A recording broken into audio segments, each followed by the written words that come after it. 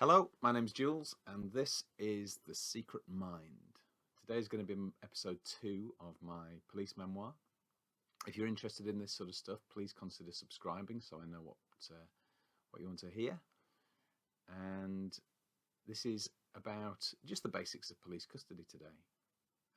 And here we go. I should be writing here about a place where very little happens. Hopefully, a criminal activity has been interrupted, perhaps even in the act. The threat of harm and death has been controlled, but depending on the narrative, not eliminated. In extreme situations, a murder may have been completed, but we cannot skip to the end. While a life may have ended, none of the other facts are established. As a doctor, I may know only what I need to in order to safely make an assessment. That information is at the discretion of the sergeant who briefs me. I am the police doctor, formerly known as police surgeon, more recently as forensic physician, and currently written on my ID badge, forensic medical examiner. But I'm not some sort of psychological investigator, at least not in this hat. Neither should post-watershed images of forensic pathology come to mind. The only lambs that are silent are in the vegetarian lasagna. There is no medical lab. There is no geeky sidekick.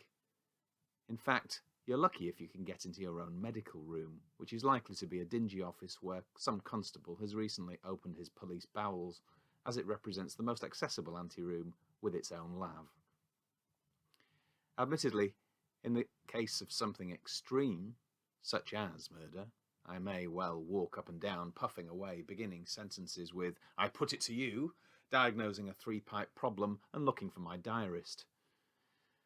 But I'd do this only in my head, and I'd always rein in my full Petrocelli before the detainee entered the room. Much more usually what follows is a straightforward general medical assessment. In the case of serious crime, this is perhaps surprisingly very straightforward from a mental health point of view. It's not until they've been briefed by their lawyers and a mercenary psychiatrist has been added to the payroll that justice is diluted and muddied. Mad or bad. Personality disordered or psychotic intent. He pays your money and takes your choice. The police want a medically endorsed idea of the detainee's mental status, particularly with regard to volatility and risk, while they stay in the cells and in the hours after they leave. Let's be clear. Ultimately, in such cases, we're talking about the risk of suicide. Suicide may be painless, according to the song, but it's bloody embarrassing to the police. Murder is rare. Rarer than uncommon. This isn't America. Yet, I mention it only merely to clue you in on where we are starting. Fighters, shoplifters and drunks make up the numbers and are most of the colour in our picture. These are the stories of the vulnerable and the dangerous. Each silently resolves to wear and lead with different aspects of humanity. The ones that emerge when life comes at them and hits its target. What would any of us do when we are exposed, frightened, and led by instinct? Some are living their own China syndrome. Some reactors go nuclear. Some bury themselves in the Arctic.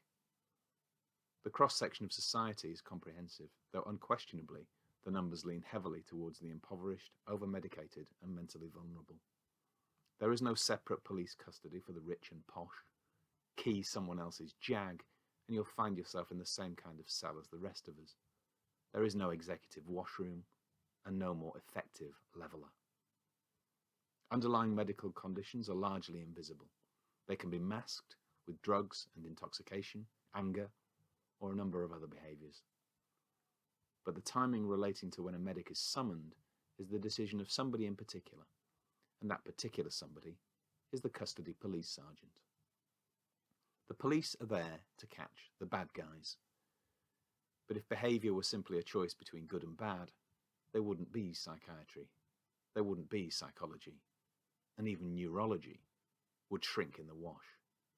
You may argue that wouldn't be such a bad thing, and based on the antics of some psychologists, I may even agree with you. But sometimes behaviour has a medical cause. And if that might be the case, get a medic. Because we will factor that in and consider the context of underlying medical conditions to boot, using an understanding of the human body as well as the human mind. We look at the whole person as a person, not simply as a binary behavioural system.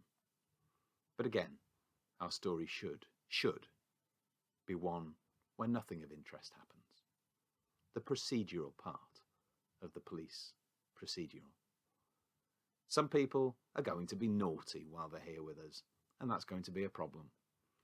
If they're thinking of deliberately dying, and plenty say they are, that's going to be a big problem. Of course, many display apparent intent and tendencies towards both those things and more.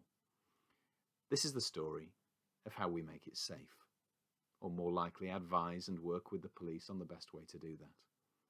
Sometimes that will involve running down the clock, sometimes by offering a third consecutive lasagna, and sometimes by applying Velcro to the parts of the body unaccustomed to receiving Velcro.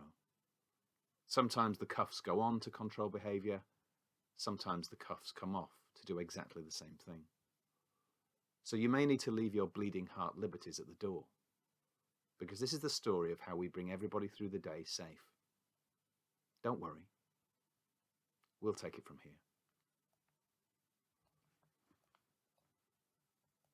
See you tomorrow.